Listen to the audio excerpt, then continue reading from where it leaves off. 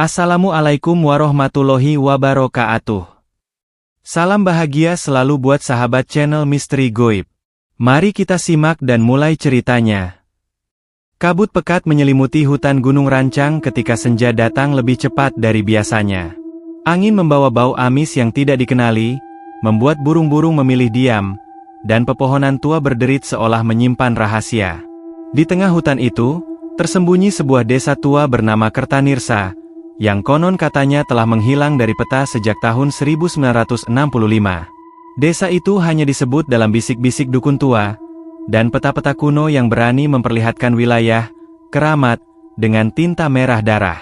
Ari, seorang mahasiswa arkeologi, bersama 3 temannya, Rani, Doni, dan Siska, memasuki kawasan itu untuk meneliti peninggalan budaya lokal yang diakini berasal dari kerajaan kuno. Mereka tidak tahu bahwa setiap langkah mereka ke dalam desa adalah satu simpul takdir yang semakin mengikat mereka pada sesuatu yang jauh lebih tua dari sekadar sejarah, kutukan. Saat mereka tiba di sebuah gerbang kayu tua berlumut dengan simbol-simbol aneh terukir di permukaannya, langit berubah warna.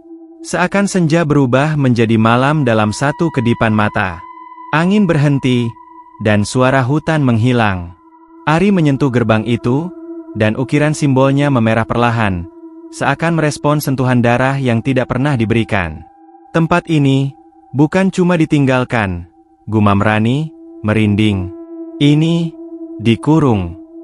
Di dalam desa, rumah-rumah kayu berdiri setengah runtuh, tapi seolah tidak benar-benar hancur.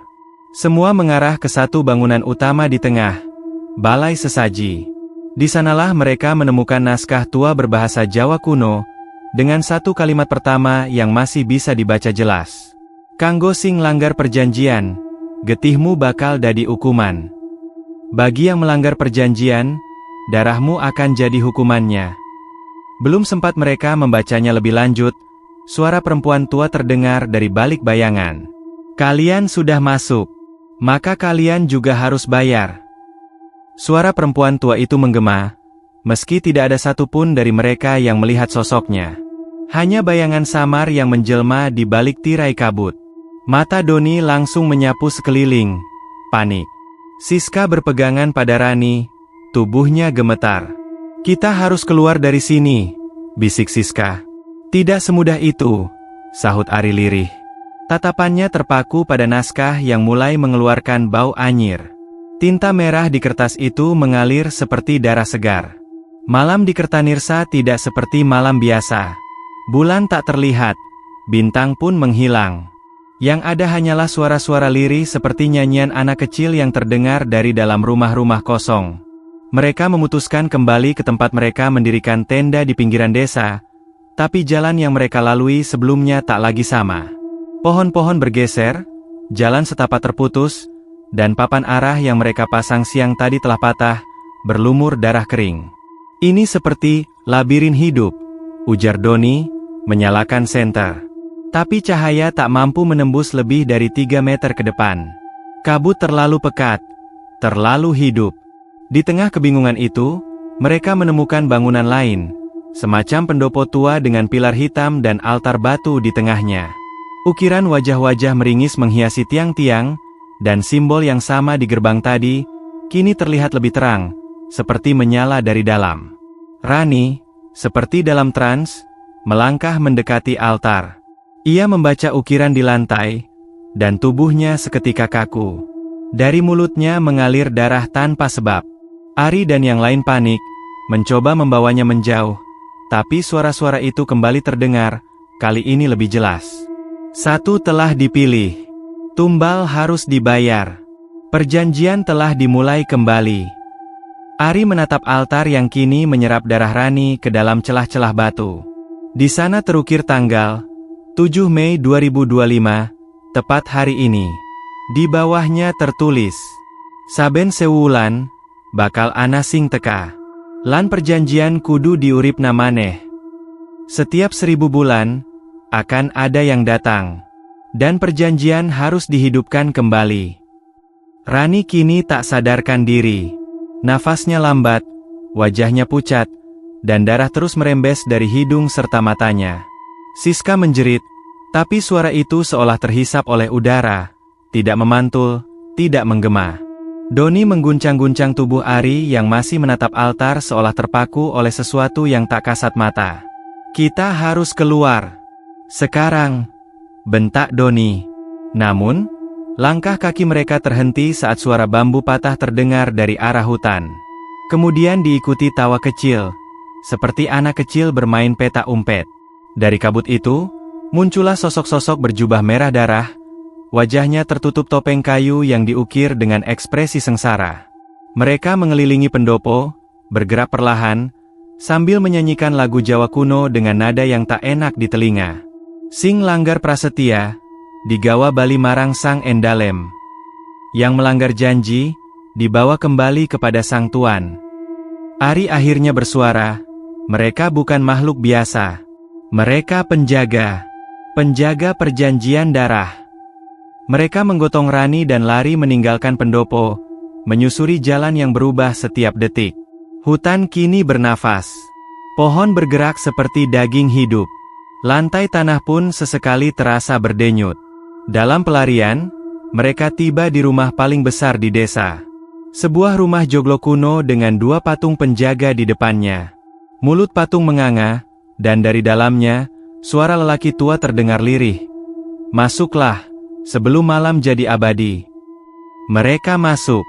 Rumah itu gelap, namun terasa hangat. Dinding-dindingnya dipenuhi lukisan tua yang menggambarkan upacara pemujaan. Darah mengalir dari tubuh-tubuh manusia ke dalam kendi emas, dan di tengahnya, seorang lelaki bermahkota hitam duduk di singgasana, matanya merah menyala, Raja Keramat. Di balik rumah itu, mereka menemukan ruang bawah tanah tersembunyi. Di dalamnya, ada makam-makam tanpa nama, dengan sesajen yang masih basah, seolah baru ditaruh pagi ini. Ari membaca tulisan di batu nisan terdekat. Darah mereka mengikat. Leluhur terkunci. Tapi tidak untuk selamanya.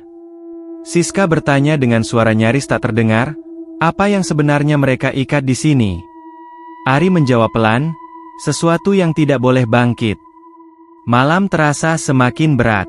Udara di dalam ruang bawah tanah menekan dada seperti beban ratusan tahun. Di antara makam-makam itu, mereka menemukan satu peti batu raksasa dengan rantai besi yang melingkari setiap sudutnya. Di atas peti, simbol darah dan bulan merah terukir, dan di tengahnya, tangan manusia, membusuk, mencuat keluar dari celah. Ari menyadari satu hal, ini bukan makam, ini penjara. Peti itu adalah segel kuno, tempat dikurungnya sosok dalam legenda yang nyaris tak dipercaya lagi. Raja Keramat, pemimpin sekte darah yang konon meminum kehidupan dari rakyatnya agar abadi. Dahulu, para tetua desa berhasil mengurungnya dengan perjanjian. Setiap 1000 bulan, darah harus diberikan sebagai tumbal agar segelnya tidak pecah. Tapi desa itu punah, dan perjanjian dilupakan hingga sekarang. Doni berteriak saat melihat darah dari tubuh Rani yang tak sadar mengalir perlahan ke arah peti, diserap tanah. Segel retak. Rantai mulai mengendur. Ruangan bergetar. Ari mengangkat naskah yang dibawanya dari balai sesaji, dan membaca keras-keras mantra penutup perjanjian. Tapi suaranya terputus, seolah sesuatu menghentikannya dari dalam dirinya sendiri. Dari peti itu, mata merah menyala terbuka. Dinding meledak, tubuh raksasa membusuk menjulang.